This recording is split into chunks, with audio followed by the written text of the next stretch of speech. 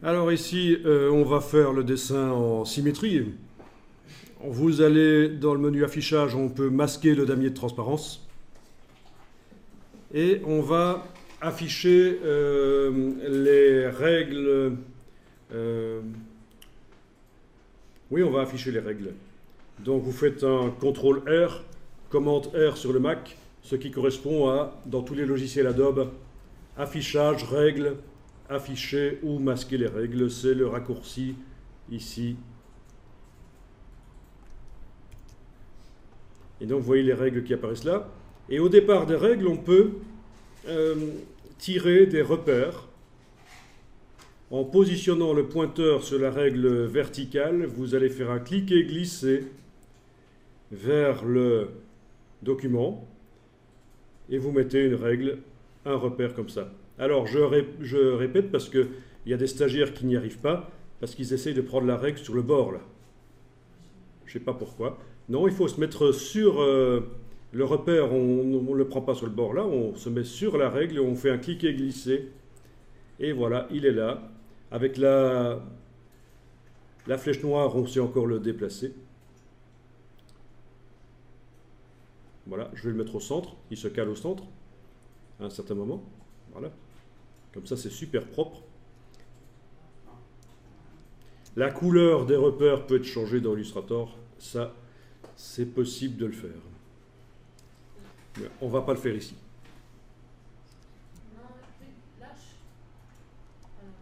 Alors si ça ne cale pas quand vous le déplacez avec la flèche noire, essayez de voir si dans le menu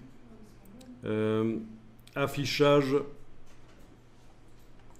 l'option repère commenté est enclenchée avec le petit V en face. Voilà, parce que c'est les repères commentés qui vous aident à le placer bien au centre tout seul. Alors le repère, il ne faudrait pas qu'il bouge parce que ça va être en fait notre centre de symétrie, notre axe de symétrie. Donc, vous avez dans le menu affichage l'option repère, verrouiller les repères. Ça verrouille tous les repères du document. Ce n'est pas intéressant, c'est une ancienne chose, un résidu des anciennes versions d'Illustrator. Ne verrouillez pas les repères. Alors, comment est-ce qu'on va faire en sorte que le repère ne bouge pas? Eh bien, par la palette des calques. Vous allez dans la palette des calques et vous allez renommer le calque. Vous double-cliquez sur lui et vous l'appelez repère.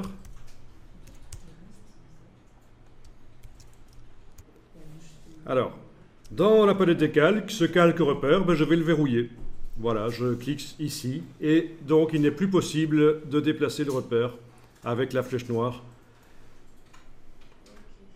Alors, donc ce sera la même chose dans InDesign. Dans InDesign, vous aurez aussi la possibilité de mettre des repères comme ça en les tirant au départ des règles. Et vous aurez la possibilité dans le menu affichage de les verrouiller. Vous n'allez pas utiliser cette fonction qui vise tous les repères du document. Il vaut mieux utiliser cette méthode-ci de verrouiller le calque qui contient les repères. Quel est l'intérêt? Eh bien, vous allez pouvoir faire plein de calques avec plein de repères différents et décider de n'en afficher que certains à certains moments. Voilà. Ici, bien sûr, on n'a qu'un seul calque, mais il faut imaginer que je pourrais avoir un calque pour les repères horizontaux, un autre pour les repères verticaux, un autre pour... voilà, plein de repères possibles, affichables quand je veux sur les documents. Et bien sûr, je démarre d'un document déjà prêt, comme ça il y a déjà tous les repères. Si je fais chaque mois je fais un magazine, j'aurai mes calques avec mes repères et je les affiche en fonction de ce que je veux faire, placer mes éléments manuellement selon une grille, une structure, parce qu'en fait c'est ça le secret des belles mises en page, c'est la structure. Je vous avais montré ça, hein, je pense, les InDesign Grids dans Pinterest. Non? Ben écoutez, je vais vous montrer un des secrets de fabrication des magazines.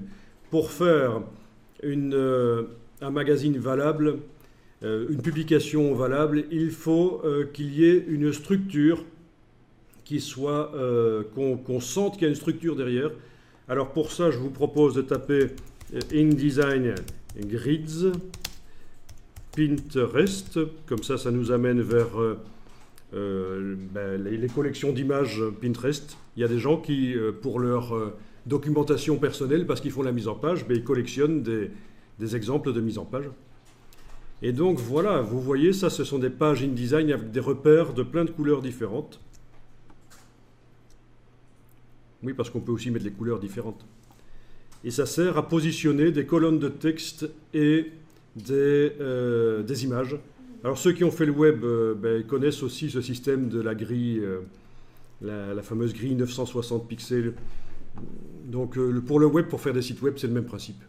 Pour que ça ait une structure et qu'on ne doive pas se prendre trop la tête pour que la structure soit là, on positionne les éléments selon une grille.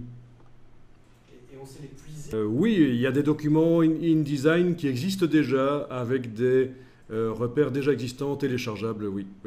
Et pour les sites web aussi, il y a des sites web qui proposent ça. Bon.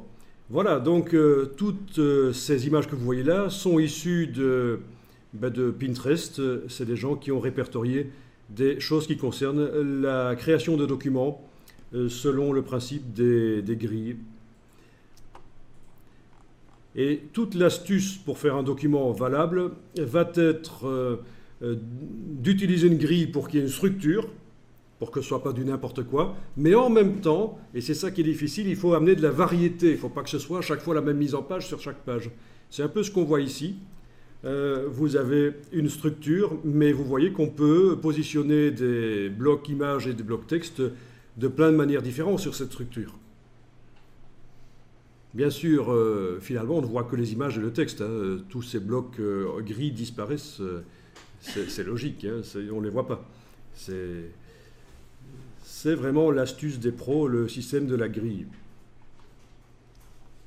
Voilà, ça c'est un exemple de projet de mise en page qui a été fait avec des images, pour symboliser que ce sont des images, c'est des diagonales.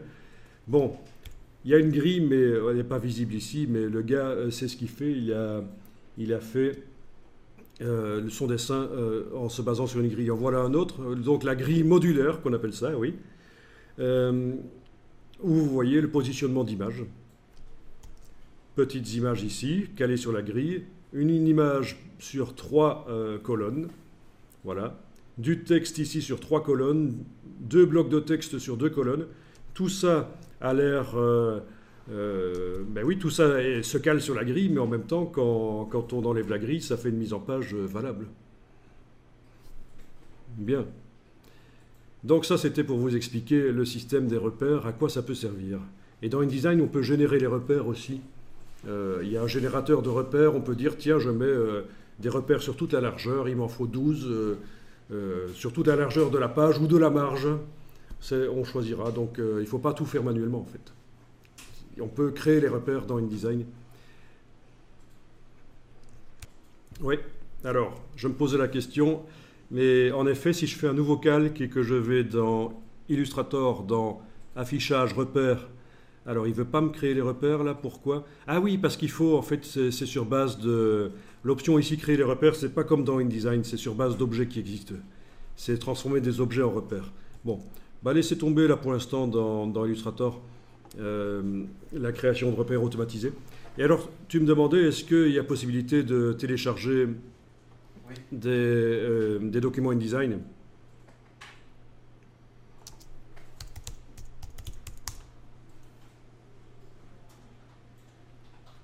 Voilà, donc j'ai tapé InDesign Grid Download. Je vais aller voir The Grid System InDesign. Donc ça, c'est un site qui propose des systèmes de grilles pour plein d'utilisations, pour plein de logiciels. Et voilà, vous avez des grilles 12 colonnes. Oui, évidemment, les mesures sont en pouces, vu que c'est un truc américain. 12 colonnes, 6 colonnes, pour format A4. Oui, ça doit être le format américain, sans doute. Et par exemple, je voudrais recréer le... Ah, mais oui, en effet, tu peux t'inspirer d'un magazine existant pour recréer une grille. Oui, j'ai pas l'impression que ce soit sous copyright. À mon avis, ils vont pas jusque-là quand même. Donc, tu peux t'amuser à mesurer l'alignement de la distance du texte par rapport au bord des pages, etc. Essayer de voir quelle est leur grille en ayant le magazine sous les yeux, parce que ils ne diffusent pas normalement leur document de travail. Hein. Non, hein. Ouais, non. Bon ben voilà, ici il y a possibilité de downloader. Par exemple, je vais essayer celui-ci, 6 colonnes A4. Voilà. Donc il y a Download File. Et on vous dit que c'est basé sur la règle des tiers, le nombre d'or, le Golden Ratio. Bon. Donc je fais Download File. Je vais aller l'enregistrer. Je vous montre là, vous testerez après. Hein. C'est un zip que je vais dézipper. D'abord, je vais le mettre dans un dossier.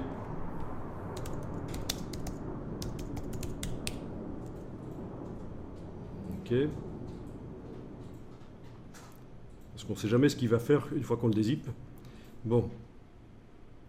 Bah, il ne fait qu'un document InDesign, c'est bien. Et donc, si j'ouvre ça dans InDesign, je devrais avoir un document déjà avec une grille qui est toute faite. Et c'est du domaine public, ça, le grid system. Il ne vous demande pas de payer pour utiliser ça. Hein. Si je vois, Il y a des ressources sur le web, en effet, il faut aller voir les autres aussi. Donc l'imprimeur n'a pas besoin de connaître la grille qu'on a utilisée. C'est juste une astuce de mise en page. d'accord, ouais. Lui, l'imprimeur, il s'en fout de ce qu'il y a sur les pages. Tu l'envoies en PDF de toute façon. Oui, c'est un PDF sans la grille de toute façon. Par contre, dans la charte graphique du magazine, si tu essayes de vendre une publication à un client qui t'a commandé un magazine, là, oui, tu vas montrer la grille. Tu vas montrer la grille sur laquelle c'est basé, dans la charte graphique. D'accord. Donc voilà la grille en question du document que j'ai téléchargé.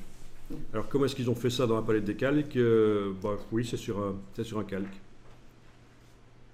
Non, on ne le voit pas sur le calque. Pourquoi on ne le voit pas sur le calque? Parce qu'il est peut-être dans le gabarit. Alors, palette de page. Ouais. Bon. Ok, faut que je comprenne comment ils ont fait ça, parce que objet, non, affichage, grille et repère. Ok, bon. Oui, c'est des repères.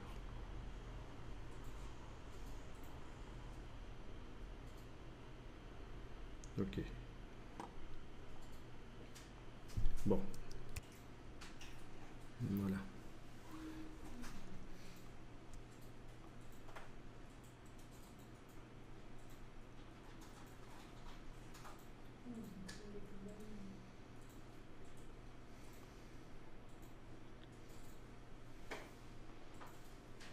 C'est pas pour quand même superposer à l'horizontale et à la verticale. Hmm.